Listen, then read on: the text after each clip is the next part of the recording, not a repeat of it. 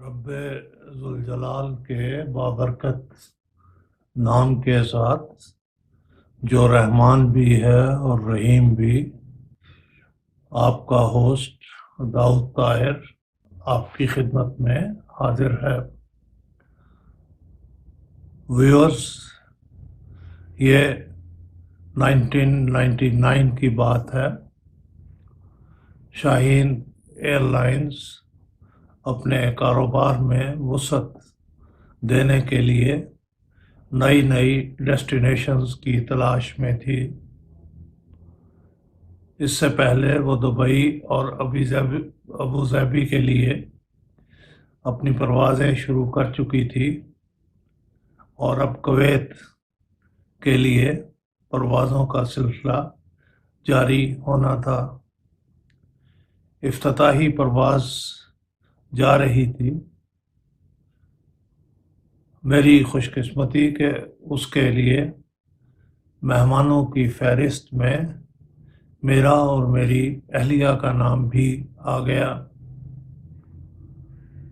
ہمیں اطلاع ہوئی تو بہت خوشی ہوئی کہ ہمیں ایک نیا ملک دیکھنے کو ملے گا اور چند دن اچھے خوشگوار ماحول میں گزر جائیں گے۔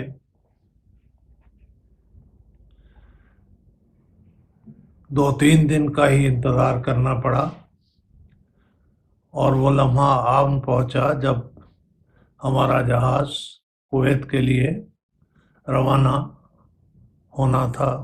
ہم خیریت سے کویت پہنچ گئے۔ شاہین ایئر لائن کی طرف سے تو 2 دن کی میزبانی کا وعدہ تھا، لیکن ہمیں وہاں اپنے ایک واقف کار نے اپنے پاس روک لیا۔ ہم ان کے گھر رہے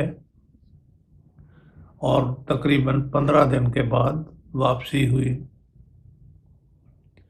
کویت ایک چھوٹا سا ملک ہے، لیکن اتنا بھی چھوٹا نہیں کہ اسے ایک دن میں آپ دیکھ کے مطمئن ہو جائیں کہ ہم نے یہاں کی سیر کا حق ادا کر دیا۔ کویت میں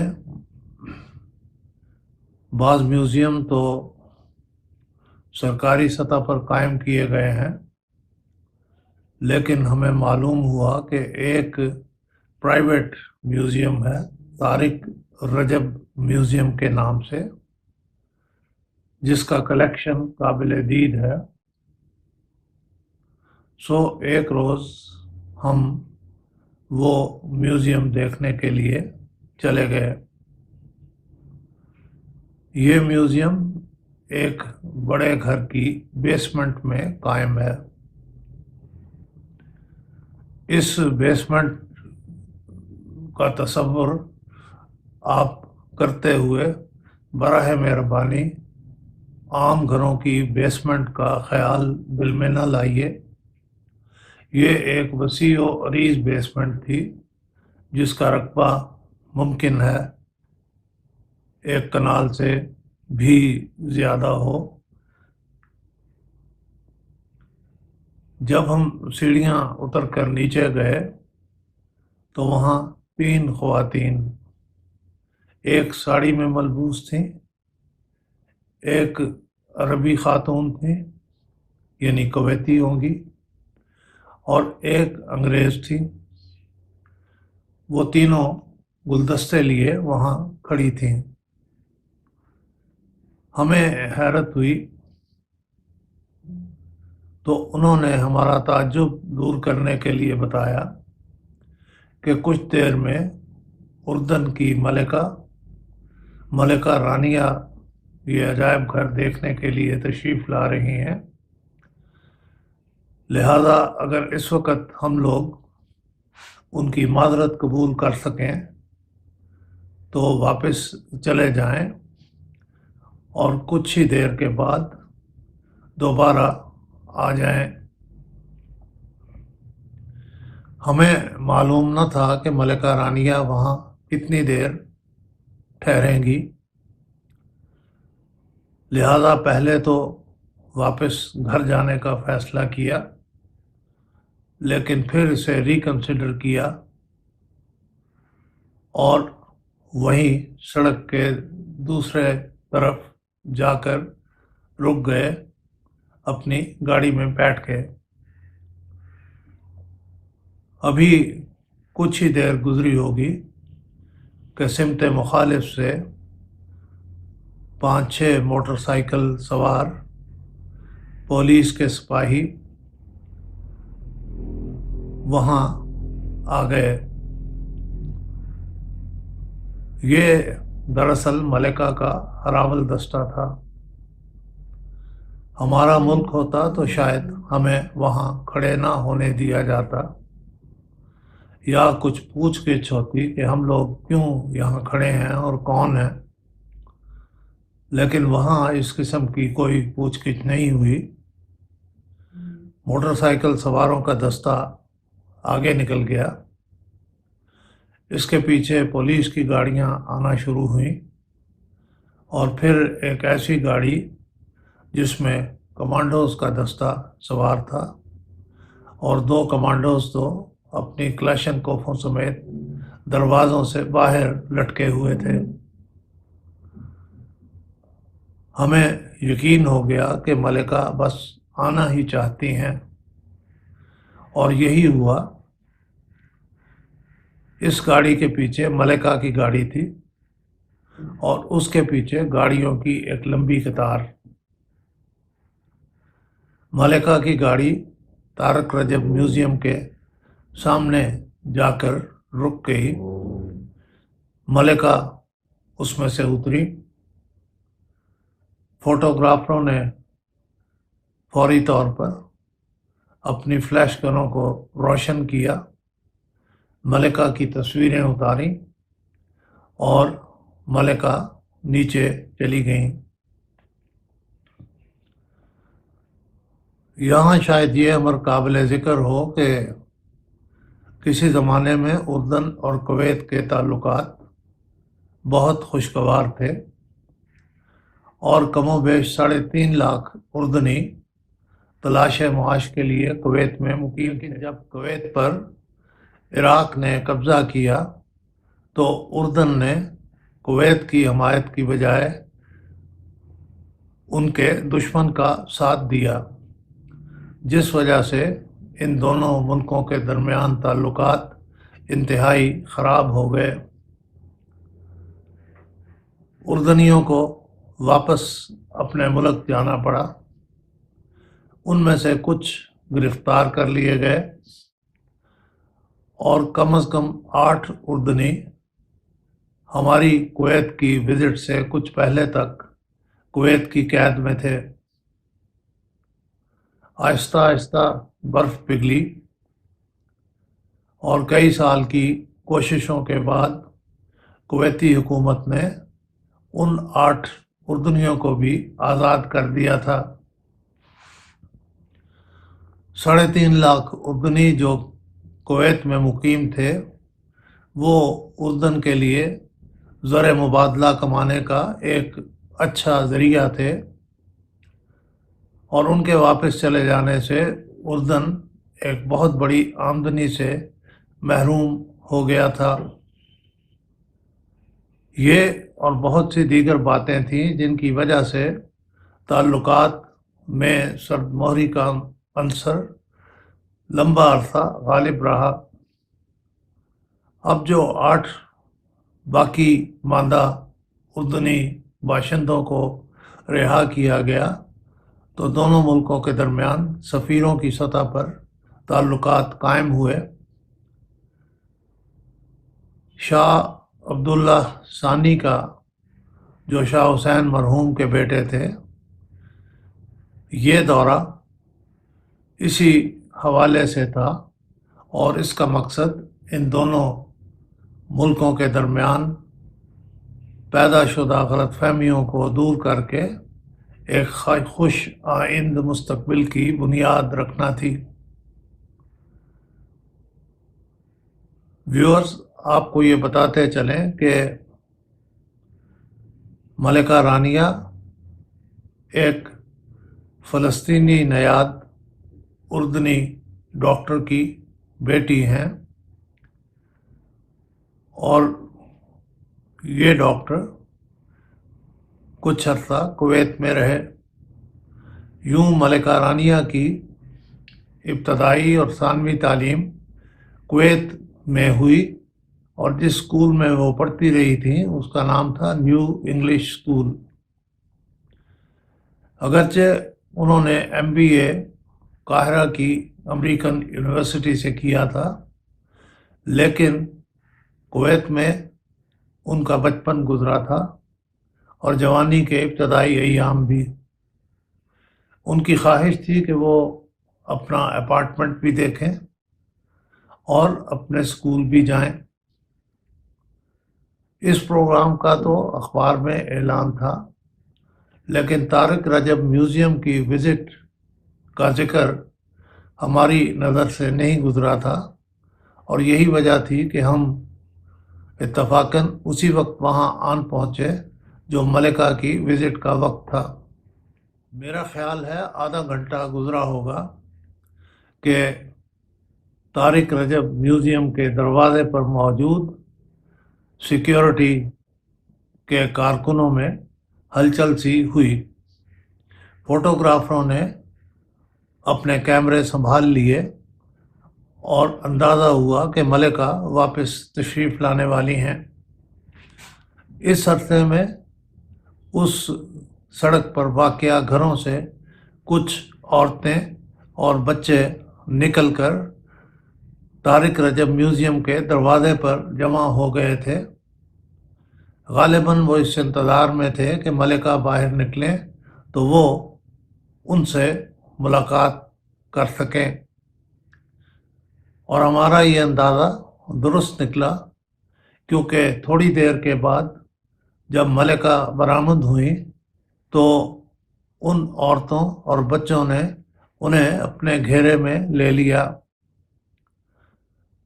میں نے اپنی اہلیہ سے کہا کہ یہ بڑا اچھا موقع ہے، تم بھی جا کر ملکہ سے مل لو۔ ہمارے اور ملکہ کے درمیان صرف ایک سڑک کی چوڑائی جتنا فاصلہ حائل تھا، سو میری اہلیہ وہاں سے سڑک پار کر کے اس جمگٹے میں جا کھڑی ہوئیں جہاں ملکہ عالیہ موجود تھیں۔ ملکہ سے انہیں مصافحہ کرنے کا موقع مل گیا۔ میں تو دور تھا، لیکن سچی بات ہے میں ملکہ کے حسن سے متاثر ہوئے بغیر نہ رہ سکا۔ ان کا لباس، ان کی چال ڈھال، ان کا قد، ملنے والوں کے ساتھ ان کا دوستانہ رویہ، ان کی تمکنت، ان کا وقار، ان کی وجاہت، غرض کس کس چیز کی تعریف کی جائے۔